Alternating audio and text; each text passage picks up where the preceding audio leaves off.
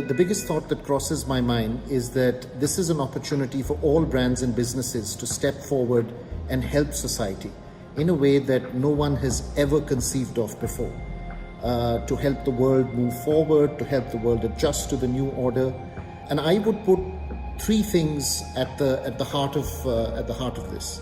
The first one is to talk about your purpose, to do something with it on the ground and be authentic, to keep your product front and center, to communicate value with a capital V. And third is to be consistent, because that's the only way you can have impact at scale.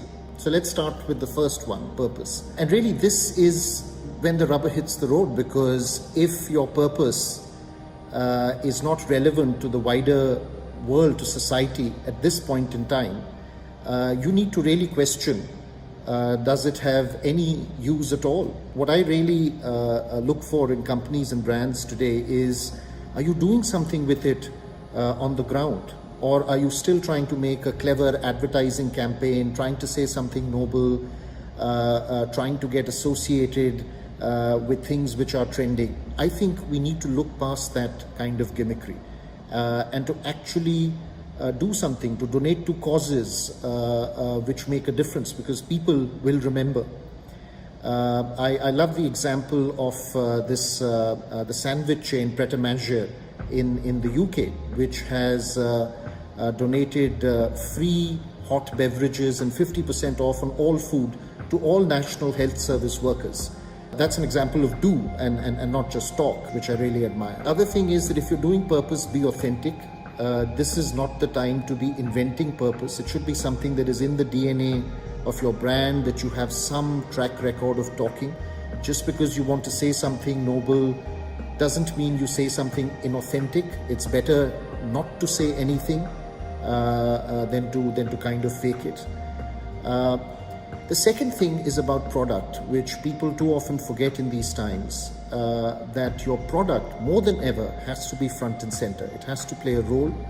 You want to talk about benefits in a way that increase value, but with a capital V. This is not just about taking down price because we are in times of recession. It's about communicating the value of your product. And the third thing I would say is be consistent, because that's the only way we can have impact at scale. Don't forget the memory structures that you have built over time. Even if you're changing messages, don't walk away from those memory structures. Don't micro-target audiences too much. With the funds you have, still maximize reach, like Byron Sharp always says. And ask yourself the question that when you're doing things, are they part of your business model or are they a one-off?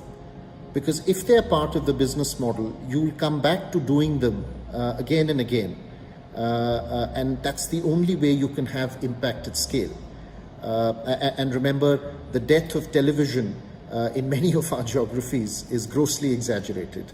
And television will always give you scale in these times. For me, we've tried to kind of live these principles. We run in Unilever soaps and body washes and hand washes the biggest behavior change program in the world. And we've been trying to teach people healthy hand washing habits with soap and water for about a decade. But the message is mundane and people are not always listening. Except now, they are listening and they're willing to change habits. And because it's integrated into our business model, it gives us a platform to actually go and talk about this message to billions more people, to have access to our products to billions more people. And those are the three big messages, therefore, I want to leave you with in these times. Purpose with authenticity and doing something on the ground, not just talk, but do.